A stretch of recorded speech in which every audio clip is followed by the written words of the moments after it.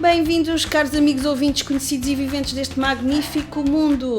O meu nome é Catarina Valente, sou enfermeira e cá estamos para dar início às entrevistas.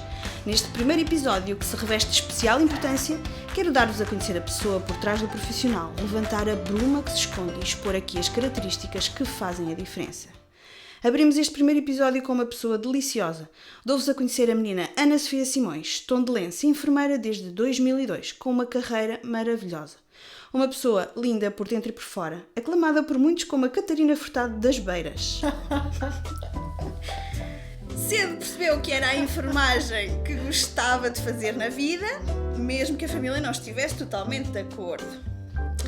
Faz o curso na Escola Superior de Enfermagem de Viseu e inicia a sua carreira no Hospital de São Sebastião, em Santa Maria da Feira, no serviço do bloco operatório.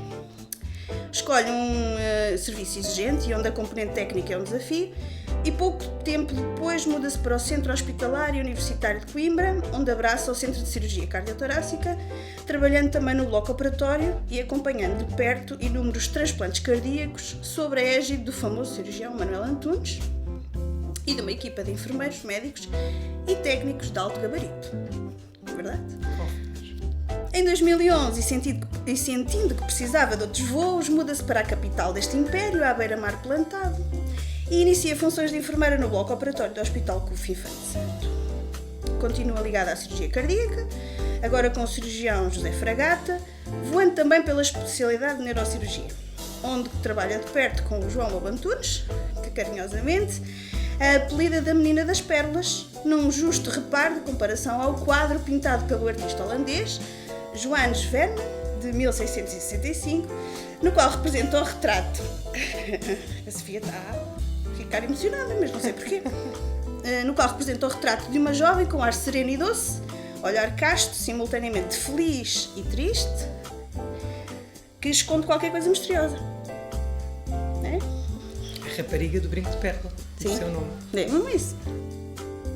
Então, por motivos pessoais, regressa à Terra-mãe em 2016 e abarca na aventura da abertura do Hospital CUF Viseu, onde permanece até hoje desempenhando funções de enfermeira de coordenação no bloco operatório.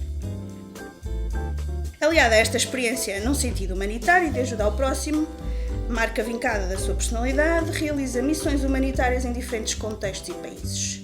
Em 2008 vai a Moçambique, ao Instituto do Coração, na cidade de Maputo, em colaboração com a ONG Cadeia da Esperança, com sede em Inglaterra, colaborando na realização de intervenções cardíacas, na sua maioria em bebés, crianças e adolescentes. E em 2018 faz voluntariado em Cabo Verde, junto a uma organização que apoia crianças desfavorecidas, dando enfoque à promoção da saúde infantil, e neste último ano, em 2020, realiza uma missão de trabalho humanitário em cooperação com os Médicos Sem Fronteiras no campo de refugiados em Gambela, na Etiópia. Tudo verdade? Tudo verdade. Tudo verdade. Bem, não está mal. Um bom trabalho de pesquisa. Foi ótimo. Esta foi a missão mais longa e, atrevo-me a dizer, talvez a mais exigente. Teve a seu cargo a gestão das atividades do bloco operatório e o fecho da missão de forma a deixar a equipa local autónoma na organização e gestão do hospital, uma vez que os Médicos Sem Fronteira davam por terminada a sua intervenção neste local. Certo? Querida Sofia, bem-vinda. Obrigada, Catarina. Estou muito emocionada. Houve aí pormenores que tu foste buscar a conversas tão longínquas à nossa e que me deixaram realmente emocionada. E ouvir o nosso percurso retratado por outra pessoa é realmente especial. Obrigada por isso, porque esta introdução foi muito especial. E também não quero deixar de te parabenizar por este projeto, porque realmente isto mostra mesmo nessa fase avançada de gravidez, que não se vê, mas a Catarina está gravidíssima, continua a ter esta força empreendedora que a leva a ter este tipo de ideias e a colocá-las em prática e a mover toda a gente à volta dela para as colocar em prática, o que é espetacular. Portanto, parabéns por esta iniciativa e obrigada por eu ter o privilégio de ser a primeira pessoa não podia a estar aqui presente. Obrigada. Tinhas que ser a primeira. Até porque, como te disse, tu também facilitas, portanto, tinha que ser. Vamos ver, estou nervosa. Não, nada disso, não pode ser. Eu também, pronto. Mas esta introdução faz jus àquilo que é a tua perspectiva. Sim, foi uma introdução muito com os pormenores importantes. Não ficou sim. mal. Então, diz-me lá, Sofia, como é que é isto de ser enfermeira nesta pandemia, obviamente, e deste teu percurso que veio até agora, como é que te sentes? O que é que significa para ti? Bom, eu tenho muita dificuldade em responder quando me perguntam o que é ser enfermeira, o que é que significa para ti ser enfermeira, ou o que é que significa para ti a enfermagem. Porque eu costumo pensar que é a minha profissão. É uma profissão, como outra qualquer. Fiz a minha formação para isso, sou remunerada para isso e tenho a sorte e o privilégio de gostar do que faço. E, portanto, isto de acordar todos os dias, poder ir trabalhar e a fazer aquilo que faço e ainda me pagarem, isto é giro. Portanto, qualquer coisa. Isto continua e continua passados alguns anos, eu não vou dizer quantos, porque já são muitos. Desde 2002 façam as contas. Passados estes anos todos, ainda a acordar todos os dias sem aquele sentimento de não, mais um dia que eu tenho que ir para ali, não é? Considero-me uma privilegiada. Portanto, fazer o que se gosta e ainda nos pagarem por cima, sem dúvida que é um privilégio. Mas ser enfermeiro, e eu penso que será transversal dizer isto em relação aos profissionais de saúde de uma maneira geral. Não tem nada a ver com vocações, não vamos por aí, não tem nada a ver com desígnios, não vamos por aí também. Terá a ver com um sentido de ajudar o próximo, de nos colocarmos no lugar do próximo e de querer fazer algo pela vida das outras pessoas. Colocarmos um bocadinho a nossa vida, porque não é um horário das 9 às 5, não é um horário de começar a trabalhar e quando chega a hora de fecho, fechamos o estabelecimento e vamos embora. É uma vida que vai muito além disso, com todas as restrições que isso nos traz a nível pessoal e profissional, emocional, social. E, portanto, só mesmo quem está consciente que é essa a vida que quer para si e que mesmo no decorrer da profissão e que passados 20 anos, sim, porque é mais ou menos há 20 anos que eu faço isto, continua a que lhe faça sentido fazer as coisas desta forma, só mesmo assim é que vale a pena continuar. Portanto, não lhe chamaria vocação, não lhe chamaria nada de muito esotérico, chamar-lhe só mesmo uma questão de... Mas é uma questão de personalidade. Vem muito daí, não é? Não é só uma coisa... Não é uma criação social de coisa. Vem muito também de dentro, não é? Eu penso que sim, não é? Eu penso que todos, desde pequeninos, temos mais ou menos uma ideia do que queremos fazer, mais construída, menos construída. Mas eu lembro-me que a primeira ideia que eu tinha do que queria ser quando fosse grande era ser astronauta, como todos os miúdos do mundo, não é? Sempre ideias megalómanas, não é? Exceto o meu irmão, que dizia que queria ser gasolineiro, que era uma coisa espetacular, que ele dizia que era espetacular, ele dizia que ele achava ao máximo a pessoa que punha a gasolina no carro. Não é propriamente aquilo. Mas, portanto, é a primeira ideia que eu tenho assim do que é que gostava de fazer, porque eu achava que era fantástico poder ver a Terra de fora. Esta ideia maravilhosa de podermos sair e ver o nosso planeta de fora. Eu lembro-me de ser miúda e pensar isso. Mas, voltando à Terra... sempre me lembro de querer fazer alguma coisa relacionada com a saúde e com curar os outros. E é engraçado porque alguém me perguntou, no meio destas mudanças profissionais todas, alguém ligado aos recursos humanos uma vez fez uma pergunta que me deixou a pensar: porquê que eu gostava tanto de trabalhar no bloco operatório? Porquê que o bloco operatório era sempre me despertava um fascínio tão grande? E porquê que eu, a falar disso, falava com uma magia, sempre com tanto entusiasmo? E eu fiquei realmente a pensar nisso, porque eu nunca tinha parado para pensar nisso. E então, é muito isto, é este sentimento de, na grande maioria dos casos, poder resolver o problema que a pessoa traz até ti. Na grande maioria dos casos, sim. A pessoa chega até ti com um problema e sai de junto de ti com o problema resolvido. Portanto, isto é muito a nossa profissão. Exatamente. Sim, entramos aí numa conversa muito interessante, que poderia ser esse jogo de poder, a relação profissional de saúde doente, que eu não entraria tanto por aí, mas empodera-nos muito, é um facto, enquanto profissionais de saúde, não é? Esta ideia de que resolvemos efetivamente chegar ao outro exatamente, e resolver o problema, a necessidade, suprimir a necessidade que a pessoa traz até nós. Claro. E quando trabalhamos no bloco operatório, e perdoem-me todas as outras áreas, mas de facto continua a ser a minha área de eleição.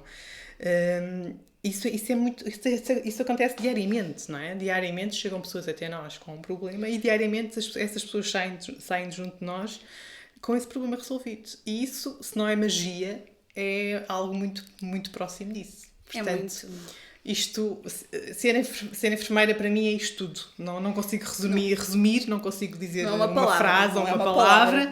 É tudo isto, não é? E portanto, nunca consigo assim ter uma definição muito linear. Divago sempre muito sobre o tema. Isto é quase como nós somos uma pessoa, somos complexos, não é? A profissão também não é só uma coisa. Somos muitas facetas de uma mesma coisa, não é? Sim. E é difícil por isso. Mas imaginavas-te chegar ao fim destes anos todos? Imaginavas o percurso que tinhas idealizado? Ou havia algum foco, alguma linha orientadora? Ou foi acontecendo? Olha, eu acho que eu gosto de fazer este exercício, que é pensar assim: se a miúda Sofia com 16 ou 17 anos olhasse para a mulher Sofia, que hoje se iria sentir algum tipo de orgulho, ou se iria dizer é por ali que eu quero, é ali que eu quero estar, ou seria por ali que eu queria ir, e eu desconfio que sim. Portanto, respondendo à tua pergunta, sim, imaginava que era mais ou menos aqui que eu iria estar. Obviamente que a minha vida foi feita de algumas mudanças, não muito grandes, não foram mudanças radicais, foram mudanças basicamente geográficas, não é? E foram feitas algumas escolhas que hoje, olhando para trás, foram todas muito mais emocionais do que racionais, apesar de eu ser muito apelidada de ser uma pessoa racional, mas claramente as minhas escolhas foram todas muito emocionais. O teu perfil encaixa no modelo racional, não é? Tu estás no bloco, tudo muito certo, tudo muito esquematizado, mas as emoções estavam lá sempre. Sim. E, portanto, foi um percurso todo muito marcado por escolhas muito emocionais, que me fizeram chegar onde estou hoje. E sim, era aqui que eu queria chegar. Era chegar a um ponto onde, na minha carreira profissional, fizesse algo de que me orgulho e, concomitantemente, na minha vida pessoal, estivesse bem com isso. Portanto, sim, era aqui que eu queria chegar e era aqui que eu me via, sim. Olha, eu tenho aqui uma citação de Fernando Pessoa que eu acho que é deliciosa, porque ele diz que há um tempo em que é preciso abandonar as roupas usadas, que já têm a forma do nosso corpo, e esquecer os caminhos que nos levam sempre para os mesmos lugares. E vês isso no teu percurso? Vês isso? Porque eu às vezes ouvia-te dizer que eu, quando estou confortável, tenho que mudar e vou à procura e não posso estar muito tempo no mesmo sítio. Então é não vestir a roupa, ou é à procura de uma roupa nova? É um bocadinho dos dois. É não vestir sempre a mesma roupa, porque esperar resultados diferentes fazendo sempre a mesma coisa é aquela definição da insanidade, que é aquela frase que é erradamente atribuída a Einstein, mas que é qualquer coisa como: insanidade é fazer a mesma coisa duas vezes e esperar o mesmo resultado, não é? E portanto, não pode ser, não é? Errar é humano, errar duas vezes da mesma forma já é qualquer coisa estranho, próximo da estupidez. Portanto, não cometer o mesmo erro duas vezes. E, portanto, não vestir a mesma roupa, sim. Procurar roupas diferentes, sim. Obviamente que esse é um caminho mais tortuoso. Obviamente que é um caminho mais sofrido. E aquelas escolhas que eu disse, das quais eu falava há pouco, sendo escolhas mais emocionais, obviamente têm um custo, não é? E têm um preço a pagar. Mas há um texto que eu sei que tu gostas muito, de António Lobo Antunes. Sim. No qual ele tem uma frase que eu achei deliciosa, que é: eu sou fruto do meu calvário, não é? E tenho muito orgulho do meu calvário. Não que eu tenha passado um calvário, nem pouco mais ou Não, menos. Mas, obviamente, que essas escolhas nem sempre foram fáceis e nem sempre o resultado imediato das mesmas foi fácil. Pelo contrário, não é? E tu viveste perto de algumas delas e, portanto, sabes bem que não foram as mais fáceis de ultrapassar. Mas foram as necessárias para chegar onde cheguei e para estar como me sinto e como estou neste momento. Portanto, Os sim. calvários não sempre são, parecem assim um caminho muito difícil e aquela imagem que nós associamos à imagem da Igreja Católica muito, de caminho muito penoso, mas esses calvários trazem-nos sempre grandes frutos. Eu acho que sim, porque no fundo também, se comparando o calvário com a religião católica, no fundo acaba por se transformar em um caminho que chega e depois tem uma plenitude. Portanto, realmente parece-me que... Sabes que é nesse calvário que nós vamos conhecendo pessoas. Mesmo, não é? sem dúvida. E tu conheces a minha não fé, a minha não crença, Sim, não é? verdade, sem dúvida. Contrastando aqui um Assumidamente, bocadinho. assumidamente ateia, como é óbvio, como tu sabes bem. Mas eu tenho muita fé nas pessoas. E principalmente nas pessoas que fui conhecendo nesses calvários, não é? E sabes bem quem são algumas delas também. E trouxe-me esse aumento de fé também nas pessoas. Portanto, se os percursos difíceis nos trazem aquela coisa da aprendizagem, nos erros, aquela coisa nos momentos difíceis nos trazem aprendizagens, também nos trazem pessoas. As pessoas ficam, não é? As pessoas ficam. As pessoas que nos ajudam a atravessar esses calvários ficam. Portanto, sem dúvida nenhuma, que neste momento estou num sítio onde imaginava estar e, mais importante do que isso, estou com as pessoas que realmente importam estar e com quem eu quero e que eu quero que estejam. Portanto, estou muito bem. Estou muito orgulhosa. Eu muito orgulho da minha Sofia. Minha Sofia, vocês não sabem, mas é assim. Uma pessoa extraordinária. Bem, vou-vos apresentando assim momentos, mas isto já vem de trás, já temos assim uma grande história.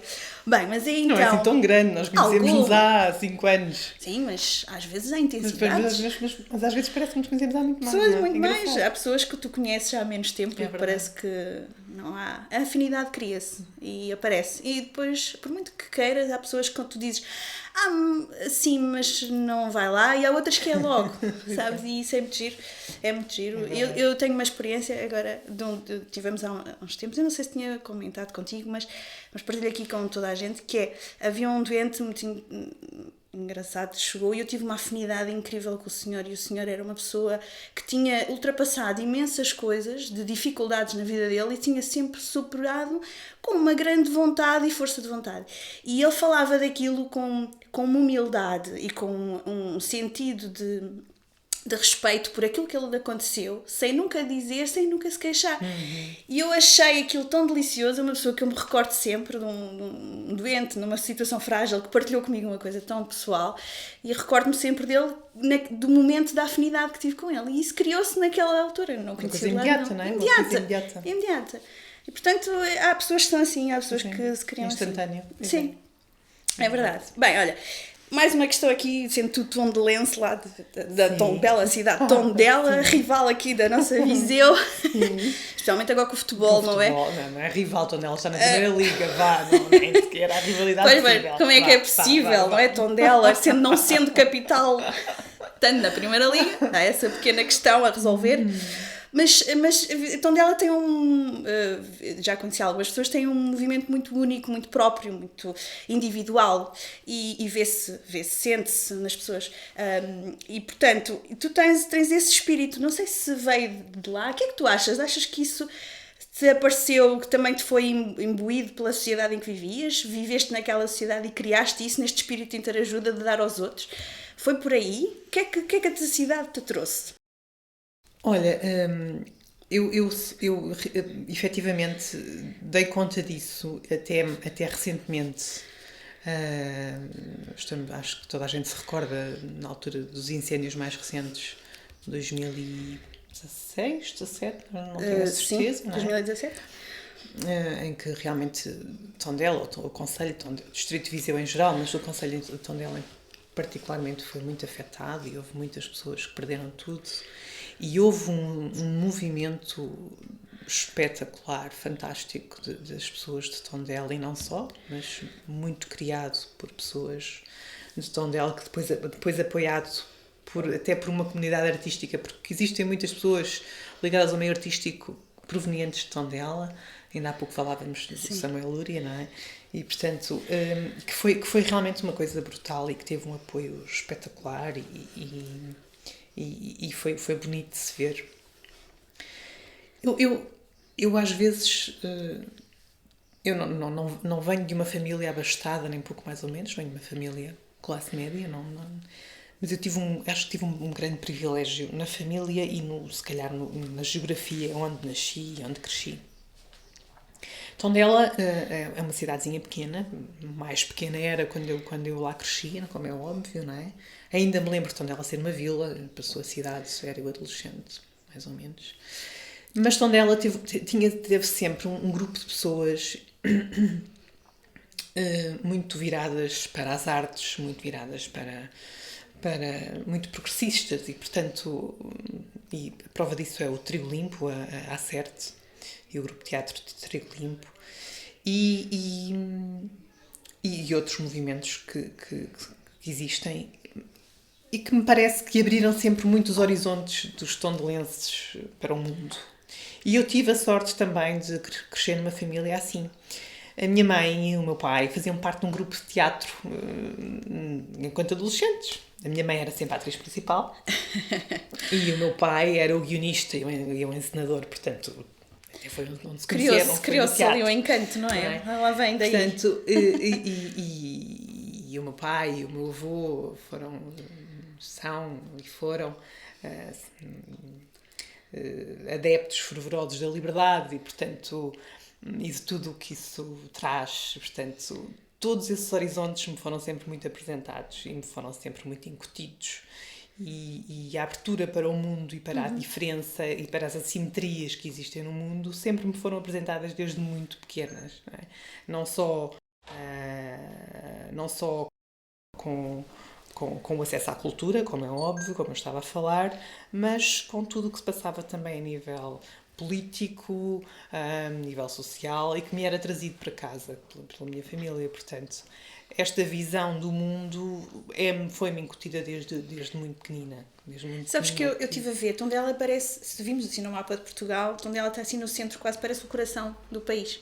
Está mesmo no centro. Sim. E então eu achei giro porque, tendo em conta a dinâmica cultural que vive e o isolamento, e obviamente o isolamento, nós dizemos que não existe, mas o interior do litoral tem uma grande diferença, tem uma grande marcação. Não há dúvida absolutamente nenhuma. E faz diferença. E, portanto, e Tondela criou ali um ambiente de sensibilidade e uma não exclusão até do contexto cultural que é muito interessante. Quase uma ponte, não é? Existe ali uma ilha no meio deste coração, apesar de dizermos ser no coração, mas que vem muito mais para o interior e está ali muito sensível. Sim. E deu a oportunidade a grande parte das pessoas e essa sensibilidade sente-se no que veio surgindo depois. Sim. Então eu acho que é uma percepção, obviamente, mas verifico nas pessoas de Tondela tem aquela seção de apoio aos outros e de cuidado com os outros. E nota-se muito isso em ti também. Acho que é uma marca muito... que a abertura ao mundo é fundamental, não é? Nós termos noção de que existe mundo para além do nosso.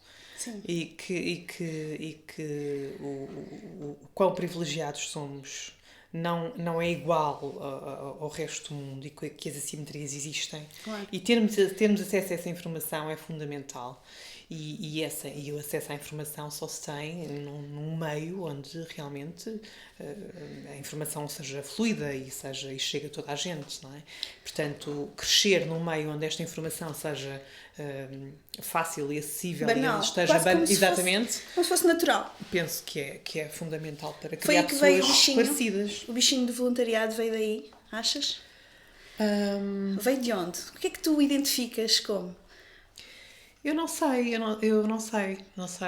A primeira experiência que eu tive com o trabalho humanitário, não é? Foi quando estive em Moçambique através do Serviço de Cirurgia Cardiotorácica, com a Cadeia da Esperança, e aí foi a primeira experiência de trabalho humanitário.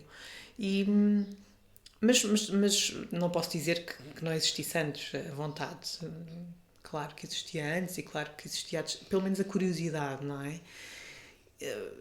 e penso que tem a ver com aquilo que eu dizia antes, que é ter noção das assimetrias, ter noção de um mundo que não é igual para todos, de um mundo que não tem as mesmas oportunidades e que eu não quero dizer o lado certo do mundo ou o lado errado do mundo, porque não é bem assim, mas a verdade é que sempre tive muita noção de que eu tinha nascido de um lado do mundo no qual as oportunidades estavam ao meu alcance. Se eu quisesse lutar por elas, tinha que lutar por elas, obviamente, mas elas estavam ao meu alcance. Havia essa facilidade. Havia essa facilidade. Ainda existe, pelo claro. menos tinha essa oportunidade. Tens essas oportunidades, claro. E tinha muita noção de que havia todo um mundo onde isso não é possível. Portanto, e isso não me fazia sentido. E não continua a não me fazer sentido, não é? Portanto, este mundo de assimetrias no qual nós vivemos sempre me fez confusão, sempre me inquietou. E, portanto... Mas há muita gente que diz, eu inquieta-me muito os outros, mas não vou lá. Porque isso depois choca-me. Sim. Claro que sim. Essa coragem nem sempre é um desenvolvimento. Eu ajudo muito os outros, mas desde que isso não me choque, não é? Sim, há muito essa ideia também. E depois também há aquela questão que é, não é preciso ir para o outro lado do mundo para ser solidário. Podes ser solidário com o vizinho do lado, não é? E, claro. Aliás, eu desconfio sempre muito de quem não é solidário com o vizinho do lado e vai ser solidário para o outro lado do mundo. Há aqui qualquer coisa de muito errado, não é? Desconfio sempre muito de... Fica sempre aquela pequena porta. Coisa muito errado, não é? O que é que está aqui a acontecer?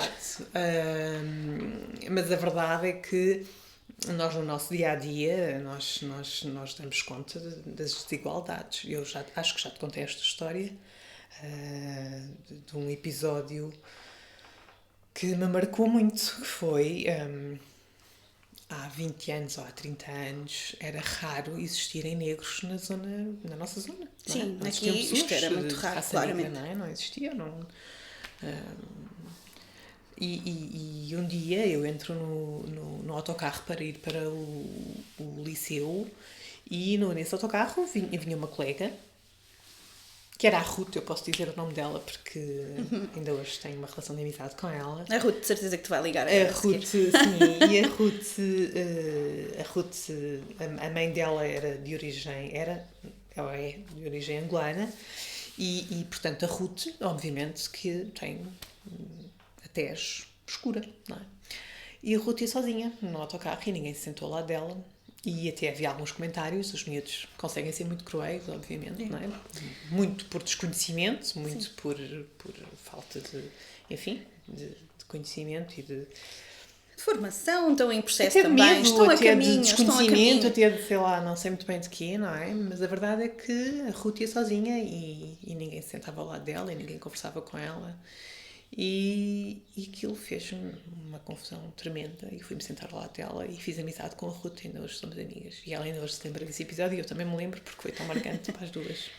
Essa sensibilidade é uma coisa... E eu tinha, talvez, sei lá, 11, 12 anos, não é?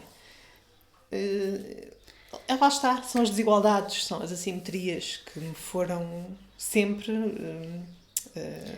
expostas como não fazerem sentido no mundo. Chocavam-te, portanto, e tu tinhas que... Não é? Não e um bocadinho voltando atrás àquela questão da saúde e voltando a querer resolver, parece que precisavas de ajudar a resolver. Sim. É isso que sentes? Sim, então porque não é? Porque não. Se eu posso fazer alguma coisa, nem que seja sentar-me ao lado de uma pessoa que está sozinha e claramente está a ser autodiscriminação, sem eu fazer a mínima ideia do que era discriminação com aquela idade, como claro. É óbvio, não é?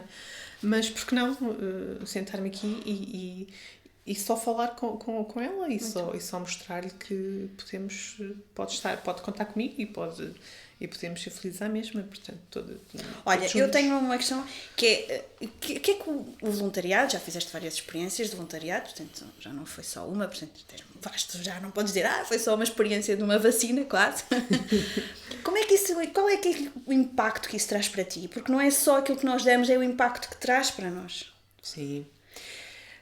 Entramos aí num tema difícil. Se fosse fácil também não vinhamos aqui, não é? Falar destas coisas. É um tema muito difícil porque o voluntariado, o trabalho humanitário, como lhe quisermos chamar, não é? Porque são coisas diferentes, mas... Sim, há preciso uma grande distância. Sim, são coisas muito diferentes, não é? E é preciso trabalho marcar bem isso. E voluntariado, não é? Claro. São coisas diferentes, mas ainda assim... O que se colhe de ambas as partes, obviamente que é algo muito, muito individual e muito pessoal, não é? E aí que entra um conceito que é muito discutível, não é? Que é o altruísmo. E que eu, individualmente, tenho este pensamento que já o partilhei com algumas pessoas e que suscita sempre alguma dúvida, alguma indignação até, mas a realidade é que nunca ninguém me conseguiu contradizer totalmente, que é o altruísmo é uma forma de egoísmo. Porque em última instância a verdade é que o altruísmo é para me fazer bem a mim própria. É para me sentir bem com É isso. para me sentir bem com isso. No fundo, seja qual for a minha atividade... Mas isso podemos dizer que, no fundo, tudo aquilo que nós fazemos no dia-a-dia até tem sempre uma recompensa que nós esperamos. E não vamos todos fazer voluntariado e dizer que vamos esperar. Não, fazemos outras coisas que eu achei que nos fazem bem, nos sabem bem. Mas isso, no fundo, é condição humana. E eu faço aquilo. É condição. E eu faço aquilo, eu vou para aqui, vou para lá e faço, não é? Sim. Portanto, no fundo, é uma recompensa, faz-me sentir bem, faz-me sentir... dá sentido à minha existência, não é? Faz sentido à minha existência. Dá sentido. Dá sentido à minha existência, enquanto pessoa, enquanto ser humano, dá sentido à minha existência. Reconhecer e fazer algo por pessoas que não tiveram as mesmas oportunidades do que eu. Mais até, diria eu, que não conheces de lado nenhum, que isso é o... Porque fazer algo por os que nós conhecemos, que nos identificamos assim, minimamente até próximos, será uma coisa mais facilitada. Achas? Agora, fazer isso por outros que não têm, que tu não conheces, que não sabes a origem, ou é mais fácil? É mais fácil fazer pelos mais próximos ou pelos distantes que não tens identificação nenhuma? Bom, é tentador dizer que é sempre mais fácil fazer por quem nós temos laços, não é? Com quem nós temos laços, não é? Porque pela nossa família, pelos nossos amigos, pelas pessoas de quem gostamos, será sempre inevitável era quase como fazer o que for, não é? Sim. Damos a vida pela nossa família, fazemos o que for pela nossa família, pelos nossos amigos, por quem nos é querido, não é? Isso é fácil, acho eu. Acho que ninguém tem dúvidas em relação a isso, não é? Eu não tenho, mas... realmente porque não conhecemos e num contexto que não conhecemos, com algumas dificuldades, com algumas limitações. Eu lembro-me tão bem de falarmos de que tu ias para a Etiópia e uma amiga minha dizia: e como é que tu vais tomar banho? Qual é que eu recordo-me disto e penso assim, realmente as coisas estão que no dia-a-dia que são tão fáceis, não é, para nós, tão habituadas, tão acessíveis, não é? Tão simples. Estão ali, não é uma questão. É isso, não são questões. Não são questões. Não é? Claro. Passar por isso, passar por essas pequenas dificuldades, não é? Em prol de outros que não conhecemos, é muito mais exigente, é muito mais desafiador. Exigente. Porquê que as pessoas o fazem? Eu não sei responder a isso. Eu não sei responder a isso. Mas a verdade é que não só me faz imenso sentido fazê-lo, como não consigo deixar de pensar em continuar a fazê-lo. Olha, e é por causa dessa questão que eu vou dizer, vou-te recordar aqui tu deste uma entrevista agora há pouco tempo, fizeste um pequeno relato da tua experiência em Gambela, não é? Sim, os diários de bordo, sim. Dos diários de bordo, que eu fui para lá. Aliás, aproveito já para publicitar para irem ver, porque façam lá likes e vão lá contribuir não para... Não façam, porque eu tenho muita vergonha. Tens nada, mas vão ler os relatos de bordo dos Médicos Sem Fronteira. Vão à página da Médicos Sem Fronteiras em Portugal. Eles têm lá, aquilo é muito fácil, secção atualidades e depois a seguir têm diários de bordo. Pesquisem, há imensas coisas. E mais importante do que lerem o meu diário de bordo e outros, porque existem imensos testemunhos e que são todos interessantíssimos. Se puderem, façam doações, tornem-se doadores da Médicos Sem Fronteiras ou de outras organizações que considerem importantes e justas. É muito importante. É isso, participem, colaborem, deem um bocadinho do vosso... Se puderem. É uma forma de voluntariado, no fundo. É uma forma de dar do nosso dinheiro para o que for. Bem, mas eu estava aqui a ver e há uma coisa que tu disseste nesse diário de bordo que eu achei extraordinário, que é: a pobreza extrema é diferente do sofrimento. E esta frase inquietou-me, deixa-me pensar, deixa-me perguntar o que é que ela quis dizer com isto. É engraçado. O diário de bordo foi publicado ontem nas redes sociais. Estamos muito fresquinhos, muito muito fresquinhos. fresquinhos. E és a segunda pessoa que me fala nessa frase. Estás a ver? É a segunda. Engraçado, a segunda pessoa que Já estou em atraso. fala nesta frase especificamente. E eu não fazia ideia que pudesse ter esse impacto. Mas sim, é diferente. É muito diferente. Pobreza extrema é diferente de sofrimento. Se é possível viver em pobreza extrema sem sofrimento, não sei. Não é? Mas já vi casos e já estive em contextos que as pessoas têm muito pouco ou quase nada e não vivem em sofrimento, não é? Há muito aquele romantismo, também escrevo um bocadinho isso nesse diário, muito aquele romantismo do ser feliz com pouco, não é? Ser feliz à sua maneira, porque não se conhecem outras realidades. Pois. E quando nós não sabemos o que existe para além da nossa realidade, nós não sentimos falta, não é? Portanto, aquele contexto especificamente sobre o qual eu escrevo é completamente diferente, não é? É um sofrimento, porque estamos num cenário de conflito latente, num cenário de pessoas que estão refugiadas num país à espera que no seu país existam condições de paz para poderem regressar, que estão confinadas.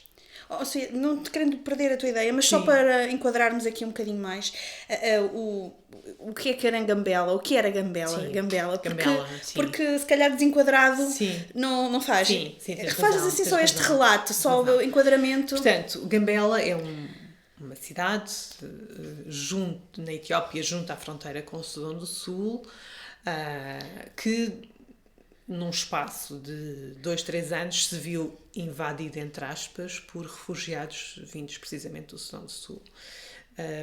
Existem 7 campos de refugiados, onde se estima que esteja 1 milhão de refugiados atualmente, que é um dos campos maiores que existem em África, certo? Que não lhes é permitido sair do campo, só em caso de precisarem de cuidados de saúde que não são possíveis prestar dentro do campo. Então, quase um bloqueio, é quase como um confinamento. Sim, estão confinados ao espaço do campo e estão a aguardar que as condições no país, neste caso no Sudão do Sul, se tornem pacíficas para poder voltar. É isto. A vida das pessoas resume-se a isso. A vida daquelas pessoas resume-se a isso. A Médicos Sem Fronteiras resolveu intervir no local porque os indicadores de mortalidade infantil e materno-infantil eram dos mais graves no mundo e, portanto, é sobre estes números que organizações como as grandes organizações de ONGs em geral, trabalham muito sobre isso, não é? Claro, é nisto que se apoiam, obviamente, não é? E obviamente com a conivência dos governos e com as comunidades locais resolveram intervir e, portanto, foi isso que eu fui lá fazer. Eram projetos que já estava a decorrer há 3 anos e fomos encerrar esse projeto com a passagem de testemunho para o governo etíope, não é? Para o sistema de saúde do governo etíope. Fundo, capacitá-los para eles poderem ficar autónomos, não é? E é isto um grande papel das organizações não governamentais, é capacitar as populações. Eu acho que isso é preciso separar das coisas. Não se trata de... A Médicos Sem Fronteiras não é uma organização de desenvolvimento, é uma organização de emergência, não é? Apesar de, neste projeto, estar há 3 anos, continua a ser uma organização de emergência. No entanto, interviu num cenário de emergência, porque os números assim o ditaram, não é? E o objetivo é sair, mas não é sair e deixar as coisas a seu bel prazer. Portanto, é deixar de alguma forma as coisas organizadas e as pessoas capacitadas e empoderadas para dar continuidade. Se isso vai acontecer ou não, o futuro dirá, não é? Pois. Mas é esse o objetivo. Mas, como eu estava a dizer, a verdade é que... Portanto, temos aqui um cenário de pobreza extrema, claramente. É pobreza extrema, as pessoas estão despojadas de tudo que sejam bens materiais, mas não só, também da sua nacionalidade. São pessoas que não têm não têm terra, não é? Não tem um país, não o país tem que os um acolhe, país, que não é? os identifica. Não têm um estatuto, não vivem aqui, não vivem acolá, não são daqui, não são de acolá, não é? Não têm um sentimento de pertença a lado nenhum, não é? Estão emprestados naquele local até poderem voltar para o seu local de origem. E é um sofrimento, porque existem conflitos relacionados com etnicidades, relacionados com crenças, com religiões, conflitos diários. Que agudizam ali depois também a vivência até do próprio campo, Claro, não é? depois as questões de saúde, as questões de higiene, as questões de várias patologias que vão aparecendo, esta história do coronavírus, obviamente, portanto, é uma pobreza extrema aliada a um sofrimento, e isso é devastador, não é? A única coisa que resta às pessoas, neste caso, é a dignidade. Portanto, muitas vezes a preocupação minha e das pessoas com quem eu trabalhava era minimizar o impacto de tudo aquilo no pouco que restava na pessoa, que era a dignidade.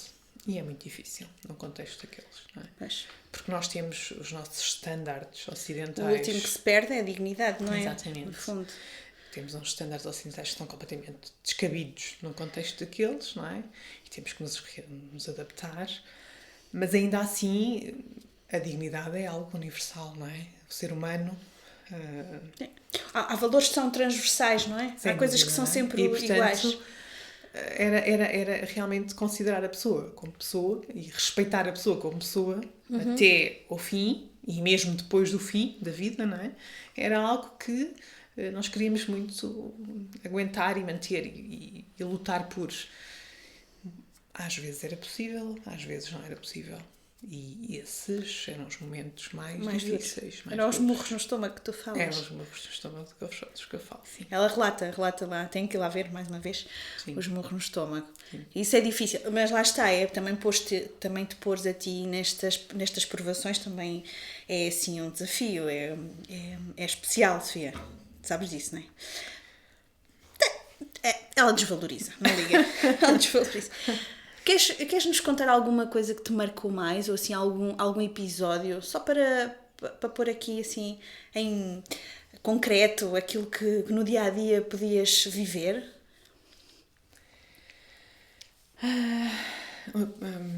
O dia a dia, como é que era o meu dia a dia, ou como é que... Uma situação específica. Ok, nós sabemos que tu organizavas lá, fazias uma gestão até dos próprios hospital, do bloco e daquelas, das questões mais práticas do dia a dia, dos profissionais e isso. Da formação também, dávamos muita formação aos profissionais, principalmente aos que iam continuar, não é? Aos que iam ficar. Era muito esse o nosso objetivo, a organização dos serviços, a qualidade dos cuidados prestados, de alguma forma contribuir para a qualidade também de algum tipo de registros, porque também era muito difícil incutir a necessidade de registros e para a continuidade dos cuidados. Tudo isto são termos ainda muito... para nós, na nossa realidade. Mas hoje em dia já vamos passar para outro patamar e estamos aqui a tratar. A segurança, a qualidade, a continuidade de cuidados são standards que para nós são mais do que banais, quase, não é? Embora estejamos sempre num processo de melhoria contínua, mas que em contextos diferentes daquele género estão ainda muito quase a serem implementados. E portanto era muito esse o objetivo. Mas eu refiro-me assim a aspectos mais particulares até do próprio cuidado, coisas que de veres vivências de pessoas que procuravam o vosso hospital e que depois de alguma forma te dissesse como é que isto é possível. Eu vi também um bocadinho pegando naquelas palavras o relato de ficares a dar a mão e a questão dos bebés e como é que nasciam sem nome, que é uma coisa que eu acho que hoje em dia nós olhamos para estas coisas no mundo ocidental, e eu estando grávida, como a Sofia disse, obviamente temos um plano, não é? A criança tem nome, sabemos todos que vem aí. Tem nome antes de saber do sexo, se for menina já tens o nome, se for menino já tens o nome, claro. Não é? Não dar identidade, o nome identifica, dá uma identidade, dá uma personalidade, caracteriza uma pessoa. E isso, e tu falas disso, quer dizer, as mães, ninguém tinha, não davam nomes aos filhos. Não. Os bebés só têm nome a partir do momento em que existe mais ou menos a certeza de que vão sobreviver. Porque, tal como eu te disse, a mortalidade infantil continua a ser muito elevada. As cesarianas eram uma das emergências mais frequentes, por variedíssimos motivos. E a verdade é que também, obviamente, que isto são questões culturais, não é? Muito relacionadas com a etnicidade que eu falava há pouco, a variabilidade cultural que existe. Nós tínhamos, a população era constituída por diversas tribos e, portanto, cada tribo tinha a sua forma cultural de vivenciar. Até dessa passagem também, se calhar. Sim, uma das tribos, por exemplo, o pai só reconhecia que tinha um filho a partir dos 5 anos. Porque até aos 5 anos a mortalidade infantil é elevadíssima e a probabilidade daquele filho não ser uma fonte de rendimento é muito elevada e, portanto, só a partir dos 5 anos é que o pai diz: eu tenho um filho. Ele é meu. E isto faz parte no dia-a-dia. E é assim. Claro. E é assim. E é assim, não é? E esta história que eu conto nesse diário de bordo realmente foi uma das histórias que mais marcou, não só pela história em si, da criança que nasce e das crianças que nascem que não têm nome, porque ninguém sabe se é menino, se é menina, porque não existem as ecografias, nem as 3 dias, nem as morfológicas, não existe, pois é. nem nada, não é? E não há gravidezes acompanhadas, não... É muito diferente, não há sequer um standard. Como é óbvio, não é? Não há equipamentos, portanto, não há pessoas. E quando nascem logo se vê como é que são, e a verdade é que também só os resistentes e só os saudáveis é que continuam, e é uma seleção natural a acontecer no seu melhor. Claro. Darwin realmente está lá presente em todo lado. A teoria toda, está lá a teoria toda. Não há dúvida nenhuma, não é? E, portanto, e essa história marca-me não só por essa questão, que é transversal a todos os bebés, mas por aquela mãe que tinha muita noção do que a vida dela era e do que esperava à filha sendo mulheres. Isso também era algo que me... Pois é algo que sinto uma acérrima defensora das mulheres também, não é? Que é uma vertente também muito, muito marcada da personalidade. Sim. Mas sentias que isso ali era um handicap para as mulheres, não é? A condição da mulher é uma condição completamente diferente, não é? As mulheres têm culturalmente, têm um papel, e o papel da mulher naquele tipo de culturas resume-se muito ao papel de mãe, ao papel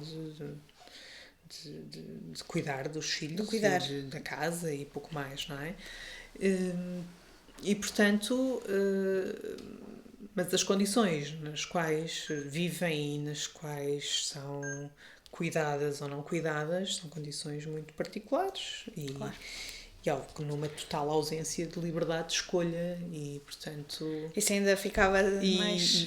E ver uma mulher que foi educada nesta cultura e que cresceu nesta cultura com esta visão de que gostaria que a filha dela nascesse ou crescesse num mundo diferente, deixou-me verdadeiramente inquietada, que é, afinal, as pessoas vivendo num mundo sem as oportunidades sabem que elas existem e, portanto, é de veras dilacerante pensar que a pessoa sabe que existem outras formas de estar, outras formas de viver e não vai chegar a elas. Não tem hipótese, não só ela própria, mas como o filho que tem ou a filha que tem, não vai chegar a esse tipo de oportunidades. Isso deve ser uma coisa... Imagino. Sim. Não imagino.